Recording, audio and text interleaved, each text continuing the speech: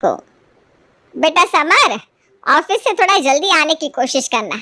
आज तेरी और बहू की शादी की सालगिरह है ना। अरे माँ, सालगिरह हमारी है, उसमें आप इतना खुश क्यों हो रही हो?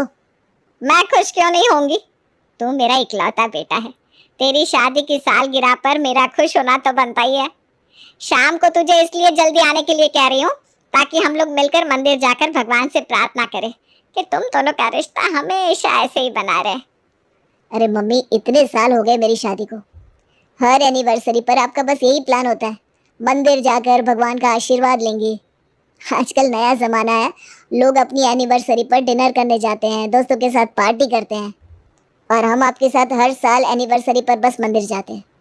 इस बार ना मेरा मंदिर जाने का बिल्कुल मन नहीं है। मैं ईशा के साथ रात को डिनर पर जा रहा हूँ।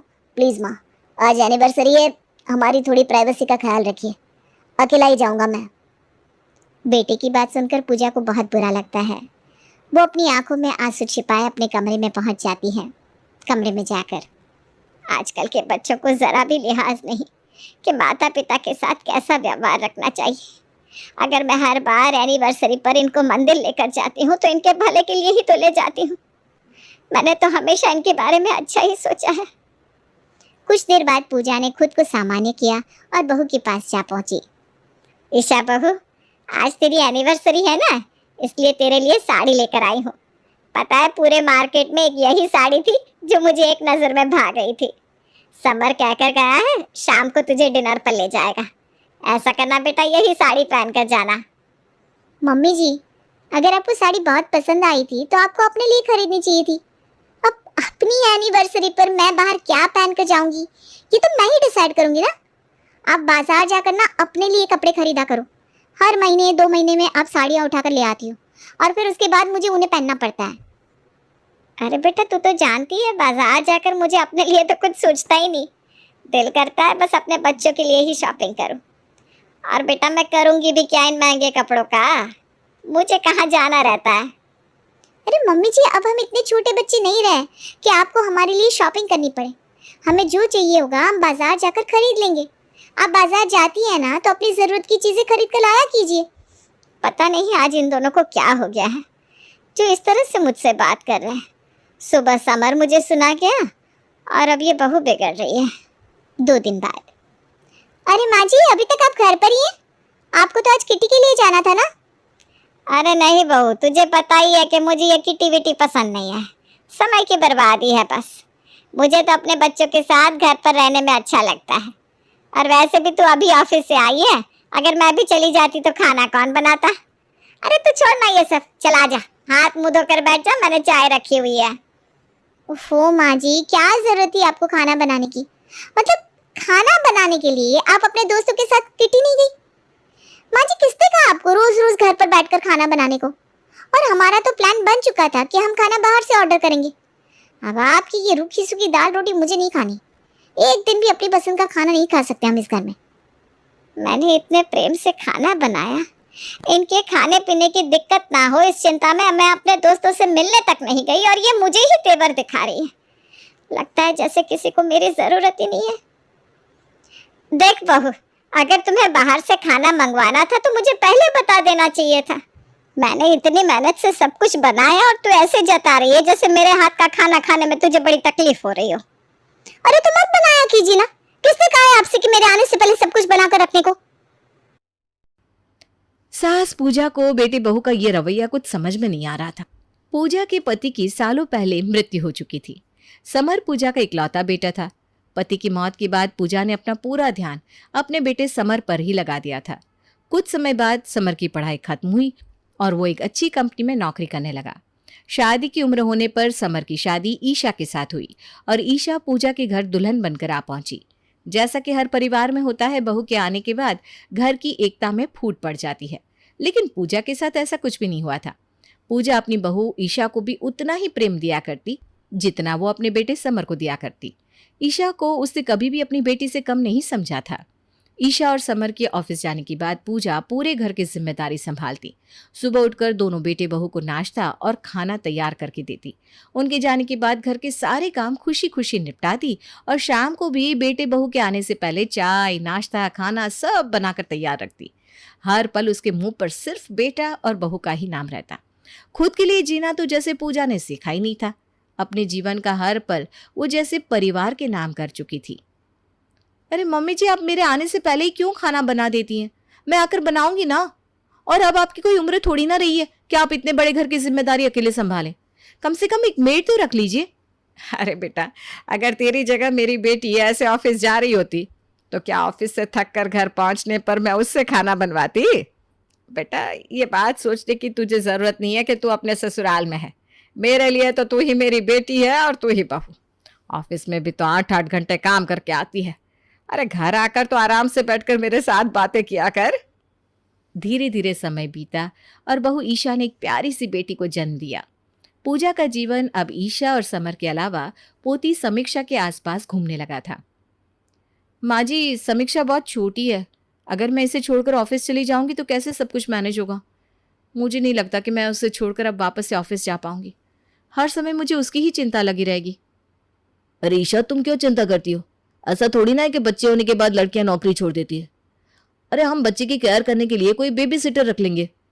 अरे बेटा, क्यों चिंता करती है? तेरी माँ है ना घर में। तू निश्चिंत होकर ऑफिस जा। समीक्षा को संभालने के लिए घर पर मैं हूं। धीरे धीरे समय बीतने लगा। नन्ही सी 6 महीने की समीक्षा दादी की गोद में खेलते हुए 3 साल की हो गई। आज के दिन देख चंपा, कल से तुझे समय से आना है। घर की साफ सफाई, कपड़े, बर्तन, झाड़ू पोछा सब तेरी जिम्मेदारी है। और हाँ, कुक को भी कह देना खाना तीनों टाइम एकदम ताज़ा और कम तेल मसाले का बनाना है। समझ गई? अरे बहू, क्या जरूरत है 2-2 काम वाली रखने की? पता है ना, काम वाली ही होती है। चाहे इन्हें कितना भी पैसा दे दो, इनसे कभी भी अपने मन का काम नहीं करा पाओगे। और फिर मैं घर में खाली ही तो रहती हूँ। अब घर के सारे काम करने के लिए तू नौकरानी रख लेगी तो मैं घर में बैठ कर क्या करूँगी? अरे माँ जी, आप घर में खाली रहती हैं तो अपने खालीपन का कुछ इलाज करिए ना।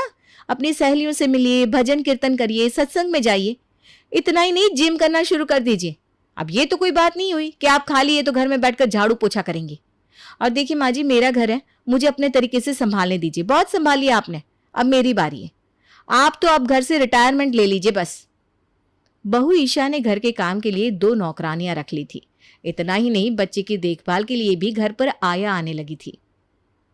समर और ईशा तो अपनी ही दुनिया में मगन हो गए हैं और आकर अपने अपने कमरे में जाकर बैठ जाते हैं। लगता है मैं उन्हें घर में दिखाई देनी ही बंद हो गई हूँ। ना कोई मुझसे ढंग से बात करता है, ना हाल चाल पूछता है। जिन बच्चों के लिए मैंने अपना सारा जीवन लगा दिया, कभी अपनी हम उम्र सहेलियों के साथ समय नहीं बिताया, परिवार को ही अपनी प्राथमिकता समझा। आज उन्हीं बच्चों को मेरा उनके साथ हंसना, बोलना, उनके लिए चिंता करना दखल अंदाजी लगने लगा। घर की शांति बर्बाद ना हो इसलिए पूजा बेटे और बहू से उनके बर्ताव के बारे में कुछ नहीं कहती। और अब वो खुद को व्यस्त रखने के तरीकों के बारे में सोचने लगती है। सबसे पहले उसने पार्क में जाकर अपने हम उम्र लोगों के साथ दोस्ती बढ़ाने के बारे में सोचा। इसलिए अब वो नियम से पार्क में जाकर बैठने लगी थी। अरे भाई, आज तुम यहाँ पार्क में कैसे नजर आ गई? क्या बात है, आज काम जल्दी खत्म हो गया क्या? अरे नहीं नहीं, ऐसी बात नहीं है। वो क्या है ना, बहू ने घर के कामों के लिए फुल टाइम मेड लगा ली है। अब घर पर तो कुछ काम रहता नहीं। कितनी देर बंदा टीवी में दिमाग खपाए। तो मैंने सोचा चलो पार्क या मंदिर ही हो आती हूँ। अरे बहन जी, बहुत अच्छा किया आपने। देखिए, हम लोगों ने तो अपनी सारी जिंदगी घर गृहस्थी चलाने और बच्चों को काबिल बनाने में गुजार दी। अब जब बच्चे काबिल बन गए, अपनी घर गृहस्थी संभालने लायक हो गए, तो क्यों ना हम लोग कुछ दिन अपनी ज़िंदगी अपने तरीके से जी लें। और सही बताऊं तो जो मज़ा इस उम्र में है ना, वो तो कभी जवानी में भी नहीं था। अब आप ही सोचिए, इस उम्र में ना तो हमें बच्चों को टिफ़िन बना कर देने की चिंता है, ना पति के ऑफिस से आकर उनके नखरे झेलने की। अरे आज़ाद पंछी है हम लोग। जब मन किया मंदिर में भजन कर लेंगे, जब मन किया चल दिए झोला उठाकर सहेलियों से मिलने। अरे अपनी मस्ती में जी रहे हैं अब तो। असली मज़ा तो इस रिटायरमेंट के बाद वाली ज़िंदगी में ही है। क्यों, क्या कहती हैं आप? हाँ जी, ठीक है बहन जी आपने। वैसे मैं भी अब तक घर गृहस्थी ही चला रही थी, लेकिन अब लगता है आपकी बात भी गलत नहीं है। जीवन भर बच्चों के मोह में बंद करना, हमने कभी अपने मन का कोई काम किया नहीं, ना किसी से दोस्ती की, ना घूमे फिरे। बस काम करते करते ही इतनी उम्र बिता दी। कभी ख्याल ही नहीं आया कि अपने बारे में भी सोचना चाहिए। लेकिन अब मुझे एहसास हो रहा है कि हम बुज़ुर्ग अपने बच्चों नाती पोतों से चाहे जितना प्रेम कर लें, लेकिन एक समय के बाद ना हमारा प्रेम भी उनके लिए बेड़ी बन जाता है। आज के समय में बच्चे आज़ाद होकर जीना चाहते हैं, हमारा प्रेम उन्हें बंधन की तरह लगता है। अगर परिवार की सुख शांति चाहिए ना तो इन बेड़ियों को खोल देने में ही समझदारी होती है। आपकी बातों से मैं सहमत हूँ बहन जी।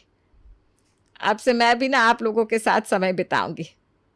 सच में आपसे बातें करके आज मुझे बहुत अच्छा लगा है। अरे पूजा जी, हम तो हमेशा से ही आपको भजन कीर्तन किटी पार्टी हर चीज़ के लिए बुलावा भेजते हैं, लेकिन आप कभी हमारे साथ मिलती जुलती ही नहीं। हमें तो यही लगता था कि शायद आप हमारे साथ उठना बैठना पसंद ही नहीं करती हैं। अरे नहीं नहीं, ऐसी बिल्कुल बात नहीं है। वो क्या है ना बहन जी, बस कुछ बातें ना समय के साथ ही समझ में आती है। आप ये समझिए कि मेरी समझ थोड़ी सुस्त है, बातों को समझने में थोड़ा समय ज़्यादा लेती हूँ, लेकिन आप समझ गई हो, अब कोई दिक्कत नहीं आएगी। आप लोगों का जो भी प्रोग्राम हो ना, मुझे भी ज़रूर शामिल करिएगा उसमें। शुरू शुरू में तो घर से बाहर निकलकर सबसे मिलने जुलने में पूजा को काफ़ी समस्या आई, लेकिन धीरे धीरे वो लोगों से मिलने जुलने में सहज हो गई। देखते ही देखते पूजा का जीवन के प्रति नज़रिया ही बदल गया था। पहले घर में पुराने गले कपड़े पहनकर दिन भर बच्चों के आगे पीछे घूमने वाली पूजा से अब वो एक हमेशा खुद को मेंटेन करके रखने वाली, दोस्तों के साथ फ़ोन पर घंटों बातें करने वाली, सहेलियों के साथ टूर पर जाने वाली पूजा बन गई थी। किटी पार्टी हो या भजन संध्या, दोस्तों के साथ समय बिताने का कोई भी मौका वो मिस नहीं करती थी। बच्चों और परिवार की जिम्मेदारियों से थोड़ा सा फासला करने के बाद उसे समझ में आ गया था कि घर परिवार और बच्चों के अलावा भी एक दुनिया है जिसमें उसने कभी कदम ही नहीं रखा। ये देखिए मम्मी जी, मैं आपके लिए ये साड़ी लेकर आई हूँ, देखकर बताइए कैसी है। साड़ी तो बहुत अच्छी है बेटा। अच्छा चल ठीक है, तू लाई है तो रख दे इसे। इस महीने की किटी में ना मैं यही साड़ी पहन कर जाऊंगी। आपका ये रूप देखकर ना मम्मी जी मुझे बहुत खुशी हो रही है। आपको पता है, पहले मैं जब भी आपके लिए कोई कपड़ा लेकर आती तो आप मुझे क्या जवाब देती? अरे बेटा, मुझे कहाँ जाना है नए कपड़े पहनकर, मेरे लिए ये सब डिज़ाइनर कपड़े मत लाया कर, बिना बात पैसे बर्बाद करती है, इतने पैसे में तो अपने लिए कुछ अच्छा सा खरीद लाती। मैंने हमेशा आपको घर परिवार के लिए बच्चों के लिए सोचते हुए और उनके आगे पीछे भागते हुए ही देखा। मैं नहीं चाहती थी कि आप अपनी पूरी ज़िंदगी सिर्फ हमारे लिए जीते हुए बिताते। इसलिए मम्मी जी, पिछले दिनों में हम लोगों ने आपके साथ जो भी मिसबिहेव किया ना, वो इसीलिए किया ताकि आपको ये समझ में आए कि हम लोगों के अलावा भी आपकी अपनी पहचान है, आपकी अपनी एक ज़िंदगी है जिसे जीना बहुत ज़रूरी है। क्या मतलब तुम दोनों जो इतने दिन से मुझे इग्नोर कर रहे थे, वो सब तुम दोनों की सोची समझी साजिश थी? तुम्हें कुछ एहसास भी है कि इतने दिनों में मैंने कैसा महसूस किया? एक दिन की बात है माँ, मैं ऑफिस से घर आ रहा था, नीचे मुझे रंजन आंटी मिली। अरे बेटा, मम्मी की तबीयत कुछ ठीक नहीं है क्या? नहीं तो आंटी, मम्मी तो एकदम ठीक है। क्या हुआ आपको, किसी ने कुछ कहा है क्या? नहीं, किसी ने कुछ कहा तो नहीं, बस तुम्हारी मम्मी ना एकदम घर से बाहर ही नहीं निकलती, ना किसी से मिलती जुलती है, ना कहीं आती जाती है। इतना ही नहीं, अभी कल परसों किटी पार्टी थी, हमने इनविटेशन भेजा तो वो वहाँ भी नहीं आई। तो मुझे लगा कहीं ऐसा तो नहीं कि कुछ तबीयत खराब रहने लगी हो, इसीलिए सबसे मिलना जुलना छोड़ रखा हो। अरे नहीं नहीं आंटी, उनके पास कुछ काम होगा इसीलिए नहीं आ पाई होंगी। समर इतना कहकर 2-4 कदम आगे ही बढ़ा था कि रंजन आंटी के पास खड़ी एक औरत उनसे कहती है, अरे बहन जी, आपको नहीं पता क्या, घर से बाहर कैसे निकलेगी बेचारी, इन लोगों ने नौकरानी बनाकर रखा हुआ है घर में। अरे आज के ज़माने में ऐसा कौन सा घर है जहाँ पर झाड़ू पोछा बर्तन वाली ना लगी हो, लेकिन इनके घर में इनकी बूढ़ी माँ पूरा दिन सफाई करती है, खाना बनाती है। इतना ही नहीं, अपनी छोटी सी बच्ची बिना माँ के पास छोड़ रखी है उन्होंने, उसकी देखभाल भी यही करती है। अरे जवान जवान औरतों से नहीं हो रहे घर के इतने सारे काम, अकेले ये इस उम्र में कैसे कर पाएगी भला, इसीलिए बेचारी को अपनी सूध ही नहीं है। अरे अभी 2 महीने पहले की बात है, मैं अचानक मिलने चली गई थी, ऐसी हालत बना रखी थी, क्या बताऊं। बेचारी को अपने बाल संवारने का समय भी नहीं है, ऐसे ही बेतरतीब से कपड़े पहने रहती है, लगता ही नहीं घर की मालकिन है, देखकर लगता है कोई आया वाया होगी, लेकिन इनके बच्चों को कोई फर्क ही नहीं पड़ता। अरे इतना मोटा पैसा कमा रहे हैं दोनों पति पत्नी, लेकिन माँ की कोई कदर नहीं। पता नहीं किस मिट्टी की बनी है ये पूजा, जो अपनी पूरी जिंदगी बेटे बहू के ऊपर झोंक दे रही है। दोनों आंटी की बात सुनकर मुझे बड़ा जोर का झटका लगा। उनकी बात सुनने में कड़वी जरूर थी, लेकिन सच थी। अब सुबह से लेकर रात तक हम तीनों के पीछे तो दौड़ती रहती है, ना ढंग के कपड़े पहनती है, ना अच्छे से खाती पीती है, बस हरदम बेटा बहू और पोती। इसके अलावा तो आपके मुंह से कोई और शब्द मैंने कभी सुना ही नहीं। कितनी बार हमने आपसे कहा कि एक कामवाली रख लीजिए, लेकिन आपको तो अपने हाथ से पकाकर खिलाने में ही अच्छा लगता है, इसीलिए आप किसी मेड को घर में रुकने ही नहीं देती। इसीलिए मैंने और ईशा ने मिलकर प्लान बनाया कि जब सीधी उंगली से घी नहीं निकल रहा तो अब हमें उंगली टेढ़ी करनी ही पड़ेगी। तभी आपको समझ में आएगा कि सिर्फ बच्चों के पीछे दौड़ते रहना जरूरी नहीं, अपने बारे में सोचना भी उतना ही जरूरी होता है। जब हम लोगों ने आपके साथ कुछ दिन बेरुखी से बात की, तब आपको ख्याल आया कि आपकी अपनी भी एक जिंदगी है जिसे आप हमारे बिना भी जी सकती है। आप खुद ही देख लीजिए माँ, आपके अंदर कितना बदलाव आया है। पिछले 2 महीने में आपके रहने खाने पीने हर चीज़ का ढंग बदल गया है। आप पहले से कहीं ज़्यादा खुश नजर आती हैं। इसमें कोई बुराई नहीं है माँ। अपने लिए मी टाइम निकालना और थोड़ी सी फुर्सत चुरा लेने का हम सभी का अधिकार होता है। प्यार अपनी जगह है, लेकिन प्यार का मतलब ये तो नहीं ना कि हम अपने जीवन का एक एक मिनट किसी दूसरे के नाम कर दें। हमारी जिंदगी पर सबसे पहला अधिकार हमारा खुद का होता है, उसके बाद पति, बच्चे, माँ बाप या किसी और का। बेटे की बात सुनकर पूजा ने बेटे और बहू दोनों को प्यार से गले लगा लिया। कहने को तो समर और ईशा पूजा के बच्चे थे,